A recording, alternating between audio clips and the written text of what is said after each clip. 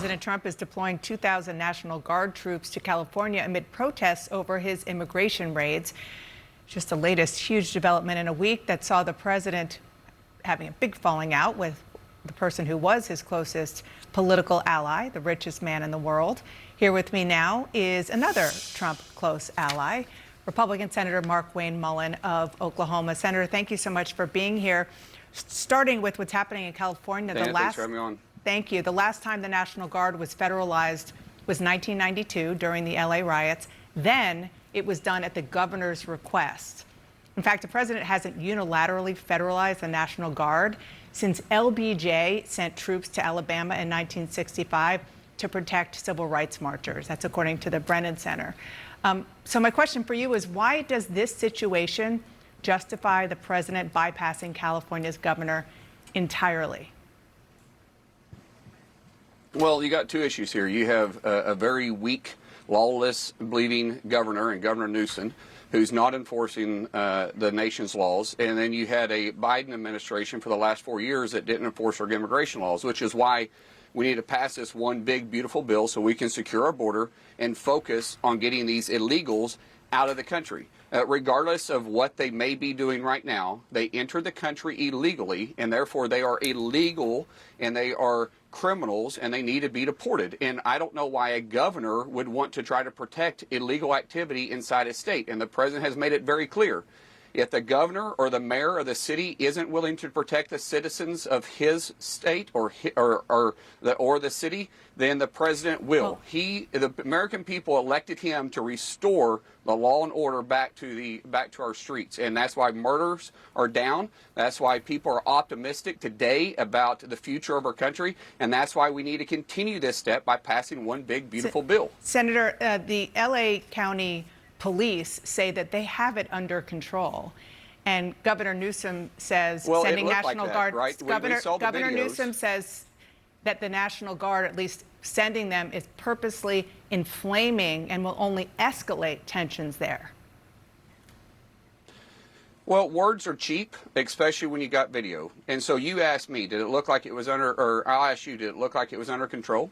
It doesn't. It is absolutely not in control. You saw rioters throwing rocks, throwing fireworks, being extremely aggressive towards not just federal agents, but even the county and the local PD that was there. So does it look like it's under control? Absolutely not. The difference between what you're seeing during the riots back in, what was it, 96? I forget what year 92. That was, to what we are today. 92 to where we are today is that the governor was actually working with the president of the United States. Now you have a governor that isn't. And once again, California became basically a sanctuary state, and the American people don't want that. And that's why President Trump is pushing really hard for us to pass this bill, because it will secure the border and we can start deporting these illegals. I mean, think about this. They were literally out there protesting, carrying a foreign flag. That is absolutely insane. I mean, they're not just peaceful protesters. These are illegals. These are exactly why the president is trying to secure our border. All right. Well, carrying a flag is not illegal, as you know. And I just want to be clear. I just want to be flag while you're attacking law enforcement. It's pretty bad. That's a different question. But I just want to just state for the record that what did happen in 1992 was so different from what we're seeing now. I mean, that was a real riot that went all across the city of Los Angeles after a verdict in the Rodney King case. This is a situation where the LA County Police, Dana, it's not good, but they're saying that they have it under control, and the president is sending national troops, federal troops, in a way that we can look at this and we can obviously time. see that it is not under control. It's not under control. You and I both can see that. It's not under control. And a riot is a riot. They're throwing all types of objects at law enforcement, and the president is absolutely right. I can't say this enough. This is why the American people elected President Trump, because we are moving in the right direction, and we are laser focused on continuing to do that, and that is why we want to pass this big piece of legislation that is going to move the American people even farther down the track and getting us back on track and getting us away from the disastrous policies of the Biden administration. So let's talk about that bill, sir. You're talking about the important, very important piece of the president's agenda, his big legislation that is before you in the Senate right now. There are several Senate Republicans, your GOP colleagues, who say that they're concerned that the Medicaid cuts in the bill will jeopardize funding for rural hospitals. Almost 1 in 4 people in your state of Oklahoma rely on Medicaid. The head of the Oklahoma Hospital Association says that these cuts could lead to some hospitals failing or forcing them to scale back services they provide. Does that concern you? Let's talk about what we're actually doing, because Bernie Sanders and the Democrat Party, they're absolutely lying about us kicking people off. These are We're Republicans, not Bernie people Sanders. Off that deserve that. Hold on, we're not talking about people that deserve and qualify for Medicaid or Medicare. What we're doing is getting rid of the waste and fraud. There's over 6 million people on Medicaid right now that do not qualify underneath current policies. They didn't qualify underneath the Biden policies, but yet the Biden administration allowed them to come on, and they're robbing Medicaid blind, and therefore it's almost becoming unsustainable for those that actually deserve it. Anybody that qualifies for Medicaid, they're not going to see a reduction in benefits. They're not going to see a reduction in coverage.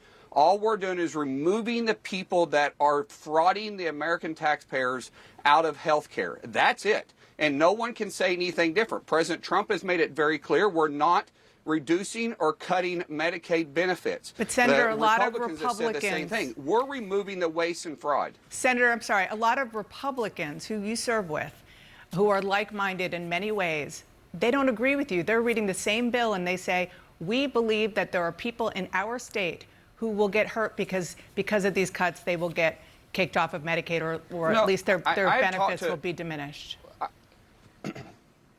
I have talked to Josh Hawley, who is very outspoken about this. I got a great relationship with Josh. Josh is doing exactly what he should be doing. He's protecting to make sure that those that need it are protected from it. There's nothing wrong with him questioning the bill. The fact is, you can't point to anyone that's losing coverage that deserves and qualifies for the care. But he's being very cautious, and I respect him for doing that. But we have made it very clear, and the president has made it clear, we're not kicking people off that qualify for Medicare and Medicaid coverage. We're just getting rid of the waste and fraud. You can read it yourself. Dana, in fact, Dana, I bet you have read it, and you can't find where we're reducing coverage for anybody. We are simply kicking the waste and fraud out of the Medicaid and Medicare system that are literally robbing the taxpayers of the American people. Okay. I mean, if this passes the way it does, I would be interested in coming back to you and talking to you about what happens in the rural hospitals in your state that you've worked so hard to protect. I do want to ask you about the blow-up.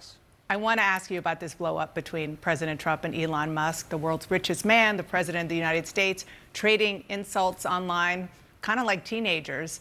According to the Washington Post, there was an argument earlier this year between Musk and the Treasury Secretary, Scott Bessent. Literally came to blows. It had to be broken up. Are the men leading our country letting their emotions get in the way of governing?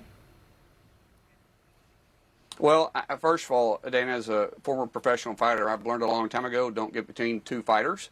The fact is we're focused on passing this bill, and the American people elected President Trump and put the Republican people in place to move our country forward and get away from the disastrous policies of the Biden administration and move forward. That's what we're focused on. So don't get in the way. You're not picking sides? Run a rabbit trail. We're going to be focused on it. Sorry? Don't get in the way. You're not picking sides? President Trump is a friend of mine, but I don't need to get. I can have friends that have disagreements, but here's what I do know. My wife and I dearly love each other, and every now and then, well, actually quite often sometimes, she disagrees with me. But that doesn't mean that we can't stay focused on what's best for our family. Right now, there may be a disagreement, but we're laser focused on what's best for the American people. Okay, Senator, thank you so much. We're out of time. I appreciate you being on with me this morning. Thank you for having me on.